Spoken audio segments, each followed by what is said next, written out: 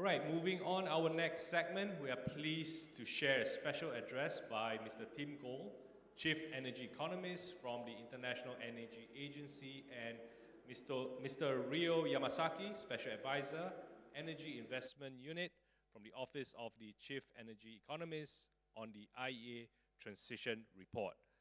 I'm just going to put it. It'll be online. Greetings from IEA headquarters in Paris. My name's Tim Gould. I'm the IEA's Chief Energy Economist. Very sorry not able to join you for this Asia Clean Energy Summit 2025, but I'm very pleased to have this chance to present the IEA's new report on transition finance together with my colleague Ryo Yamasaki at such an important occasion. Very much appreciate the work of the organizers, but also this very distinguished opportunity to discuss the key findings. We're going to focus on Southeast Asia. Southeast Asia, one of the fastest growing regions in the world in terms of energy demand, very strong drivers for energy demand growth, both in the past and in the future because of urbanization, industrialization, rising incomes, and so on. So Southeast Asia stands as the second largest source of demand growth in our projections for the future, only after India. And that clearly demonstrates the importance that the region will play in the global energy system. However, when we look at the dynamics for energy and we compare them with the dynamics for energy investment, it's clear that energy investment may struggle to keep pace with the dynamic growth in demand. So to sustain the region's future energy development, we're going to need to see a substantial increase in investment across the whole of the energy economy. And of course, part of this investment will be supported through green finance, which plays a crucial role for some mature clean energy technologies. However, green finance alone will not be sufficient to deliver the full energy and economic transition required. So that's why in this new analysis, we look at the coming decade and we look alongside continued investment supported by green finance and look and see a very important role for transition strategies for hard to abate sectors where emissions reductions are particularly difficult, and to put that very much in the context of emerging and developing economies, including, of course, the countries of Southeast Asia. And that approach, that integration of transition finance into the overall picture, it allows for that expansion in economic activity alongside meaningful contributions to emissions reduction. And the financing part of that within those guardrails that I described is what we call transition finance. Scaling up this source of finance requires both public and private players to design supportive frameworks guided by two key principles. The first of those is credibility, the second, inclusiveness. To ensure credibility, clear national level guidance for the transition is important, and follow-up processes to review and update strategies. To achieve a more inclusive approach, it's very important to recognize the value of transition finance and acknowledge that providing capital where emissions reductions are most challenging is an important task as the green finance and green investment that deliver short-term or even immediate emissions reductions. Now, I would like to hand over to my colleague, Mr. Ryo Yamasaki, who led this report to talk us through some of the more detailed findings. Thank you very much. I am Ryo Yamasaki. I'm a special advisor in the IEA. I will now focus on the key analysis and takeaways presented in our report. So because transition finance reflects each region's unique energy pathway, it is difficult to precisely estimate total potential scale. However, to provide some indicative numbers, we analyze it based on the IEA scenario, and we estimate that over the next decade, 4 to 5 trillion of investment can be supported by transition finance. This is not an exhaustive number, but it covers a wide range of hard-to-abate sectors such as natural gas, industry, buildings, transport, and critical minerals.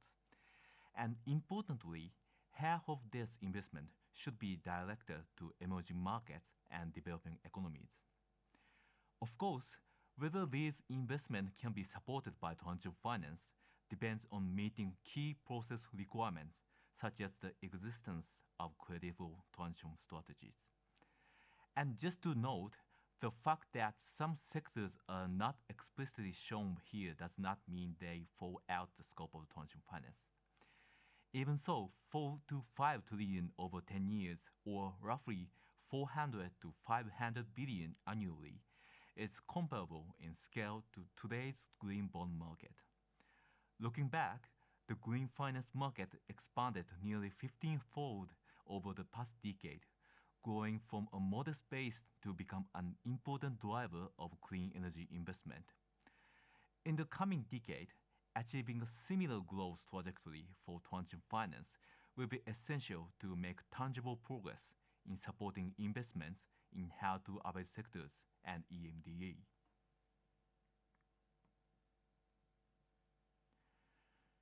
As mentioned earlier, both credibility and inclusiveness are essential for scaling up transition finance. To maintain credibility, having a clear transition strategy is of course important. But tracking KPIs and ensuring continuous follow-up and updates are equally critical. In our report, we provide sectoral insights on iron and steel, cement, critical minerals, and natural gas, along with recommended KPIs to help track progress in decarbonization. Also, given today's economic and geopolitical uncertainty, it is difficult to capture all relevant factors at the initial planning stage.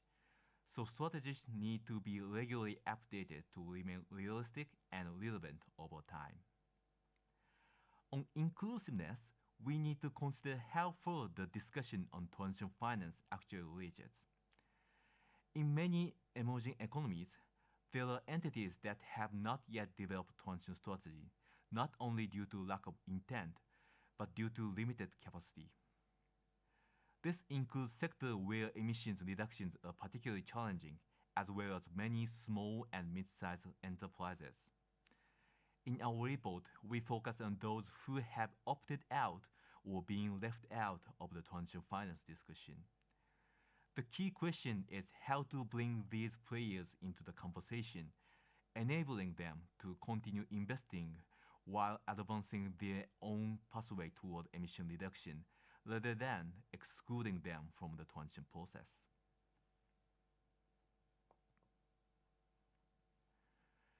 The reason why the inclusion of emerging economies and hard-to-abate sector is so important is that excluding these areas risks creating what we call financial carbon leakage. Many financial institutions use financed emissions as one of the key performance metrics.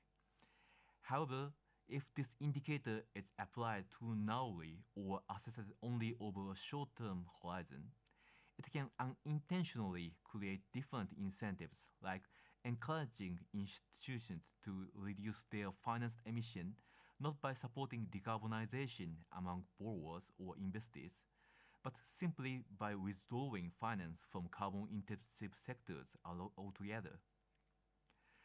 Such behavior does not contribute to global decarbonization. It just shifts lending and investment from regulated areas to those outside of a regulatory framework. Moreover, it can make it even more difficult to engage with and support the sectors where transition is most urgently needed. This is a concern behind financial carbon leakage, and avoiding it is essential to achieve real-world emission reductions in the broader economy.